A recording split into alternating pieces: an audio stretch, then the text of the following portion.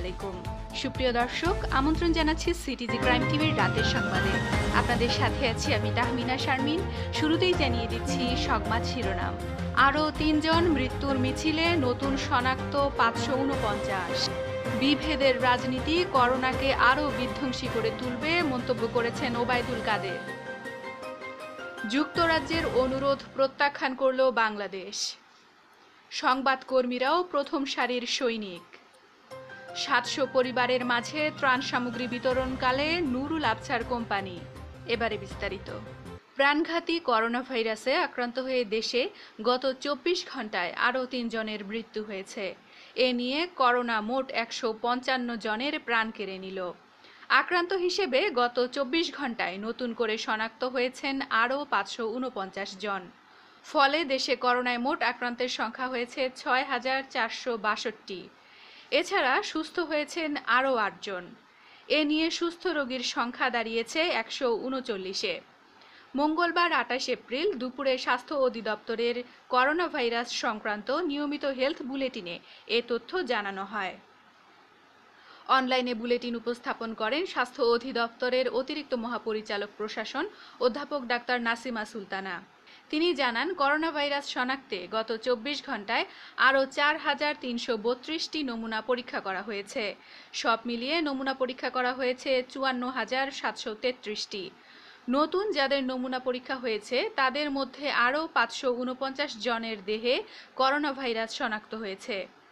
ফলে মোট করোনায় আক্রান্ত হয়েছেন ৬,৪৬২ জন। আক্রান্ত রোগীদের মধ্যে মারা গেছেন আরও ৩ জন। ফলে মৃতের সংখ্যা দাঁড়িয়েছে ১৫৫ জনে। নতুন করে যে ৩ জন মারা গেছেন তারা সবাই পুরুষ, ঢাকার বাসিন্দা এবং ষাটোর্ধ্ব। এছাড়া সুস্থ হয়ে উঠেছেন আরও ৮ জন। সব মিলিয়ে সুস্থ হয়েছেন ১৩৯ জন। বুলেটিনে বলা হয়, গত ২৪ ঘন্টায় প্রাতিষ্ঠানিক আইসোলেশনে নেওয়া হয়েছে ১১১ জনকে। বর্তমানে আইসোলেশনে আছেন ১,২৪৮ জন। গত ২৪ ঘন্টায় আইসোলেশন থেকে ছাড় পেয়েছেন ৪৭ জন এবং এ পর্যন্ত ছাড় পেয়েছেন ৭৮৫ জন। সারা দেশে আইসোলেশন শয্যা রয়েছে ৯,৭৩৮টি। এর মধ্যে ঢাকা মহানগরীতে আছে ৩,৯৪৪টি ও ঢাকার বাইরে ৫,৯৯৪টি। বর্তমানে করোনা চিকিৎসার জন্য আইসিইউ শয্যা রয়েছে ৩৪১টি এবং ডায়ালাইসিস ইউনিট আছে ১০২টি। গত ২৪ ঘন্টায় হোম এবং প্রাতিষ্ঠানিক কোয়ারেন্টাইনে নেওয়া হয়েছে ২,৩৯২ জনকে। এ পর্যন্ত হোম ও প্রাতিষ্ঠানিক কোয়ারেন্টাইনে নেওয়া হয়েছে ১,৮১,৭৯৩ জনকে। গত ২৪ ঘন্টায় ছাড় পেয়েছেন ৩,২৩১ জন। বর্তমানে হোম ও প্রাতিষ্ঠানিক কোয়ারেন্টাইনে রয়েছেন ৭৬,৮৪০ জন। সারা দেশের ৬৪ জেলা এবং সেখানকার উপজেলায় প্রাতিষ্ঠানিক কোয়ারেন্টাইনের জন্য প্রস্তুত করা হয়েছে ৬০১টি প্রতিষ্ঠান। এর মাধ্যমে তাৎক্ষণিকভাবে ৩০,৬৩৫ জনকে কোয়ারেন্টাইন সেবা দেয়া যাবে।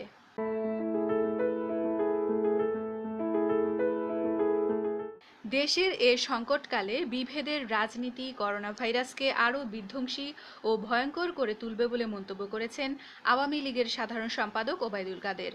আজ মঙ্গলবার সকালে সরকারি বাসভবনের সংবাদ সম্মেলনে তিনি আরও বলেন, করোনা সংকট কোনো রাজনৈতিক ইস্যু হতে পারে না। এ লড়াই সবার বাঁচা মরার লড়াই।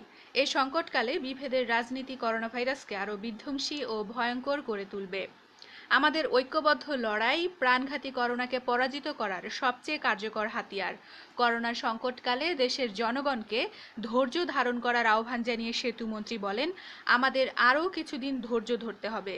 স্বাস্থ্যবিধি মেনে ধৈর্য ধারণের কোনো বিকল্প নেই। আপনারা সামাজিক দূরত্ব মেনে চলুন।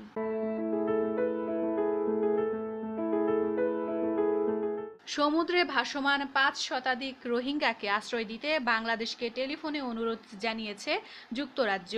সোমবার দেশটির পররাষ্ট্র মন্ত্রণালয়ের দক্ষিণ এশীয় ও কমনওয়েলথ বিষয়ক প্রতিমন্ত্রী লর্ড আহমেদ টেলিফোনে বাংলাদেশের পররাষ্ট্রমন্ত্রীকে এ অনুরোধ জানান।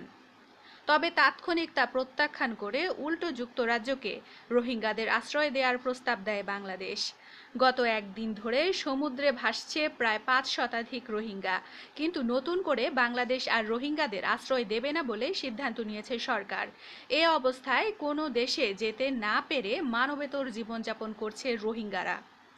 তবে বরাবরের মতো বাংলাদেশের কাঁধে তাদের চাপিয়ে দিতে পশ্চিমা বিশ্বের বিভিন্ন দেশ তৎপর হয়ে উঠেছে। কিন্তু এ ব্যাপারে বর্তমানে শক্ত অবস্থান নিয়েছে বাংলাদেশ।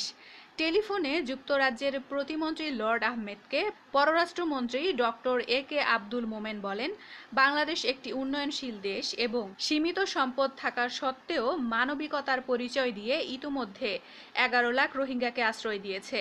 500 রোহিঙ্গা সে তুলনায় অতি সামান্য। তারা এখন বাংলাদেশ সীমানায় নেই।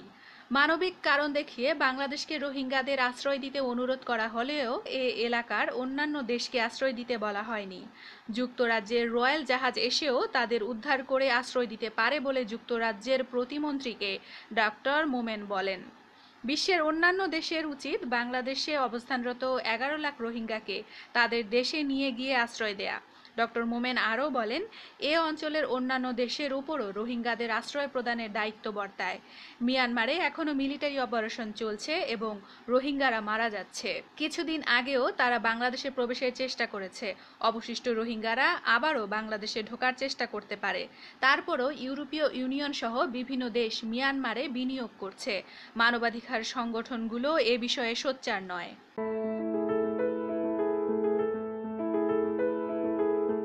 বৈশ্বিক মহামারী করোনাভাইরাসের কারণে সৃষ্ট বিশ্ব বিপর্যয়ের এই সময়ে গণমাধ্যমের প্রয়োজন অনেক বেড়ে গেছে। পরিবর্তিত পরিস্থিতিতে বিশ্বব্যাপী নিউজ কনজাম্পশন অনেক বেড়ে গেছে।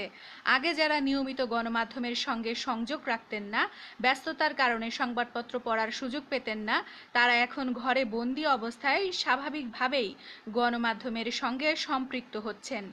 গণমাধ্যমই এই সংকটের সময়ে মানুষকে তথ্য দিচ্ছে, তথ্যের বিশ্লেষণ উপস্থাপন করছে। সাধারণ মানুষ বুঝতে পারছে সারা দেশ, সারা বিশ্ব এখন কোন জায়গায় অবস্থান করছে। এ পরিস্থিতি মোকাবেলায় ফ্রন্টলাইনে যারা কাজ করছেন তাদের মধ্যে চিকিৎসক, স্বাস্থ্যকর্মী, পুলিশ, সশস্ত্র বাহিনী সদস্যরা যেমন আছেন, এর সঙ্গে যুক্ত আছে গণমাধ্যমও। গণমাধ্যম ছাড়া তো মানুষ অন্ধকারে থাকবে। এই অবস্থায় গণমাধ্যমের কর্মী, সাংবাদিক, সম্পাদক, কলাকুশলী, সম্প্রচার ও মুদ্রণ মাধ্যমে যারা আছেন তারাও এখন প্রথম সারির সৈনিক হিসেবে কাজ করছেন। সে কারণে গণমাধ্যম সংশ্লিষ্টদের ঝুঁকিও অনেক বেড়ে গেছে। সংবাদকর্মীদেরও সেসব জায়গায় যেতে হচ্ছে যেখানে করোনা আক্রান্ত রোগী রয়েছেন। যেখান থেকে করোনা ভাইরাসের সংক্রমণ ঘটছে সেসব জায়গায় গিয়ে গণমাধ্যম কর্মীরা তথ্য তুলে আনছেন, ছবি সংগ্রহ করছেন। এটা করতে গিয়ে গণমাধ্যম কর্মীরা ঝুঁকিপূর্ণ অবস্থার মধ্যে পড়ছেন। কিন্তু এই কাজ না করেও তো কোনো উপায় নেই। পৃথিবীকে তো চলতে হবে, থেমে থাকলে চলবে না। এসব কারণে গণমাধ্যমের যে গুরুত্ব সেটা সাধারণ মানুষ উপলব্ধি করছে, সারা বিশ্ব উপলব্ধি করছে। দুর্যোগের এই সময়ে একজন চিকিৎসা কর্মী যে প্রস্তুতি ও সুরক্ষা নিয়ে চিকিৎসা সেবা দিতে যাচ্ছেন, মাঠে কাজ করতে যাওয়া একজন সংবাদকর্মীর জন্য একই গুরুত্ব দিয়ে সুরক্ষা নিশ্চিত করা প্রয়োজন। যে সংবাদকর্মী মাঠে যাচ্ছেন না কিন্তু অফিসে কাজ করছেন, তাকেও ঝুঁকি নিয়ে যাতায়াত করতে হচ্ছে। এ অবস্থায় করোনা যুদ্ধের ফ্রন্টলাইনের অন্যান্য যোদ্ধার জন্য যেভাবে ঝুঁকি ভাতার ব্যবস্থা হচ্ছে, একইভাবে সংবাদকর্মীদের জন্য ঝুঁকি ভাতার ব্যবস্থা, প্রণোদনার ব্যবস্থা করা দরকার। সেটি সারা বিশ্বই উপলব্ধি করছে। এছাড়া করোনা পরিস্থিতিতে যে সংকট তৈরি হয়েছে তাতে সংবাদপত্রও সংকটে পড়েছে। অনেকে ছাপা পত্রিকা পড়তে চাইছেন না, হকার না থাকায় অনেক জায়গায় সংবাদপত্র পৌঁছানোও যাচ্ছে না। বিজ্ঞাপন প্রায় বন্ধ হয়ে গেছে। এ অবস্থায় গণমাধ্যমগুলো যে সংকটে পড়েছে তা থেকে উত্তরণের জন্য সরকারের উচিত কিছুটা হলেও প্রণোদনা নিয়ে এগিয়ে আসা। আরেকটি বিষয় এই মুহূর্তে জরুরি, সেটি হলো গণমাধ্যমের স্বাধীনতা। এই মুহূর্তে স্বাধীন গণমাধ্যমের যে গুরুত্ব তা সাধারণ মানুষ যেভাবে উপলব্ধি করছে, একইভাবে বিশ্ব নেতারাও উপলব্ধি করছেন। নোবেল বিজয়ী অর্থনীতিবিদ জোসেফ স্টিগলিটস এই কিছুদিন আগে বলেছেন, বিশ্বব্যাপী যে সংকট, এই অবস্থা থেকে উত্তরণের জন্য প্রতিটি দেশের গণমাধ্যমের স্বাধীনতা প্রয়োজন, ফ্রি প্রেস দরকার। একই সঙ্গে গণমাধ্যম যে রিপোর্টগুলো করছে তা উপলব্ধি করার জন্য প্রয়োজন সংবেদনশীল সরকার। গণমাধ্যম স্বাধীন থাকলে এবং গণমাধ্যমকে গুরুত্ব দেওয়ার জন্য সংবেদনশীল সরকার থাকলে এই দুটির সমন্বয়ে যে কোনো সংকট কাটিয়ে ওঠা সম্ভব। সংবেদনশীল সরকারের উদ্যম যে কোনো সংকট উত্তরণে ভূমিকা রাখে। সংকটকালে কোথায় কি হচ্ছে তা সাধারণ মানুষ কিংবা সরকার জানবে কি করে? গণমাধ্যম স্বাধীনভাবে কাজ করলে কোথায় কি হচ্ছে, কোথায় কি সংকট আছে তা যথাযথভাবে তুলে ধরলে সাধারণ মানুষ যেমন জানতে পারবে, সংবেদনশীল সরকারও যদি সাধারণ মানুষের কল্যাণে কাজ করে সে অনুসারে তাৎক্ষণিক ব্যবস্থা গ্রহণ করতে পারবে। করোনা সংকটকে সামনে রেখে এটা যেমন জোসেফ স্টিগলিটস বলেছেন, তেমনি নোবেল বিজয়ী বাঙালি অর্থনীতিবিদ অমর্ত্য সেনও বলেছেন। তার মতে কোনো দেশে স্বাধীন সাংবাদিকতা, স্বাধীন সংবাদ মাধ্যম থাকলে সে দেশে দুর্ভিক্ষ হওয়ার মতো কোনো কারণ থাকে না। কারণ দুর্ভিক্ষ তো ঘটে নানা ধরনের অনিয়ম ও দুর্নীতির জন্য। গণমাধ্যম সক্রিয় থাকলে তা তাৎক্ষণিকভাবে তুলে আনে এবং সে অনুযায়ী ব্যবস্থা নিলে আর সমস্যা থাকে না।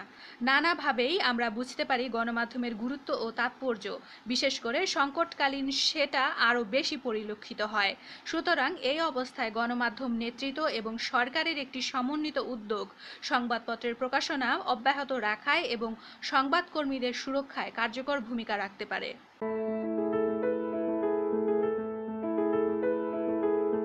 অসহায় মানুষকে কলারুটি খাদ্য দিয়ে মানুষের পাশে দাঁড়ালেন মাশরাফি গ্রুপ ও পল্টন থানার এসআই কামরুল হাসান। করোনা পরিস্থিতি মোকাবেলায় দেশে যখন চলছে লকডাউন, তখন শ্রমজীবী মানুষেরা কর্মহীন হয়ে অসহায় জীবনযাপন করতে বাধ্য হচ্ছে। কাকরাইল মোড় থেকে নয়াপল্টন, বিজয়নগর এই সমস্ত এলাকার অসহায় ব্যক্তিদের পাশে যৌথ উদ্যোগে দাঁড়ালেন এসআই কামরুল হাসান ও মাশরাফি গ্রুপ। এই অসহায় মানুষদের মাঝে খাদ্য বিতরণ কর্মসূচিতে পল্টন থানার এসআই কামরুল হাসান সহ পল্টন থানার পুলিশ টিমের 6 থেকে 7 জন সদস্য রয়েছেন। তারা সকাল 10টা থেকে বিকেল 2টা পর্যন্ত এ খাদ্য বিতরণ করেছেন। এ কার্যক্রম আগামী 10 থেকে 12 দিন পর্যন্ত চলবে। মাশরাফি গ্রুপের আরিফুর রহমান রাসেল ভাই আমার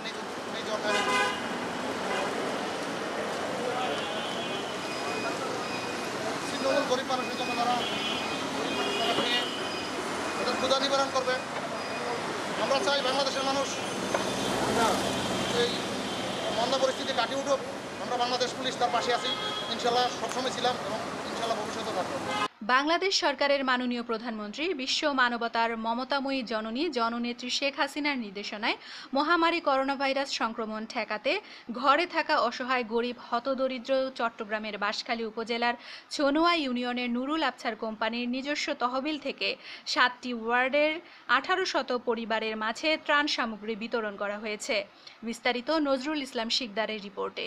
ছনুয়া ইউনিয়নের করোনা ভাইরাস সংক্রমণ প্রতিরোধে ঘরে থাকা অসহায় গরিব হতদরিদ্রদের মাঝে ত্রাণ সামগ্রী বিতরণকালে নুরুল আবছার কোম্পানি বলেন, সারা দেশে মহামারী করোনা ভাইরাস সংক্রমণ প্রতিরোধে মাননীয় প্রধানমন্ত্রীর নির্দেশনায় আজ বাঁশখালী উপজেলার ছনুয়া ইউনিয়নের 7টি ওয়ার্ডের ঘরে থাকা অসহায় গরিব হতদরিদ্র 1800 পরিবারের মাঝে আমার নিজস্ব তহবিল থেকে খাদ্য সামগ্রী বিতরণ করেছি।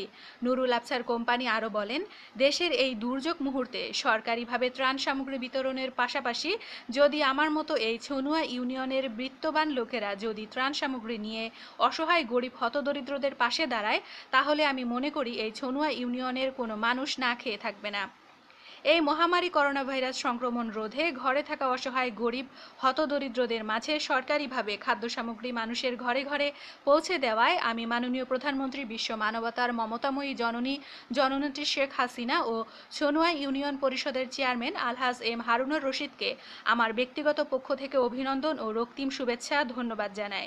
আজ ছনুয়া ইউনিয়নের 1800 পরিবারের মাঝে ত্রাণ সামগ্রী বিতরণকালে উপস্থিত ছিলেন নুরুল আবছার কোম্পানির বড় ছেলে ইয়াসিন আরাফাত, নুরুল আবছার কোম্পানির ছোট ছেলে জাবের চৌধুরী, মোহাম্মদ মুবিন, হেলাল উদ্দিন, রিদওয়ানুল হক, মকবুল আলী প্রমুখ।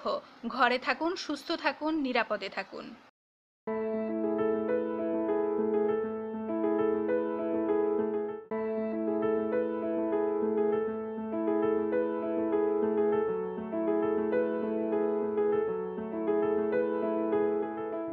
এই ছিল আজকের বুলেটিনে। পরবর্তী বুলেটিন দেখতে চোখ রাখুন সিটিজি ক্রাইম টিভি নিউজ বুলেটিনে। ভিজিট করুন আমাদের ওয়েবসাইট citizencrimetv.com, ফেসবুক ও ইউটিউবে।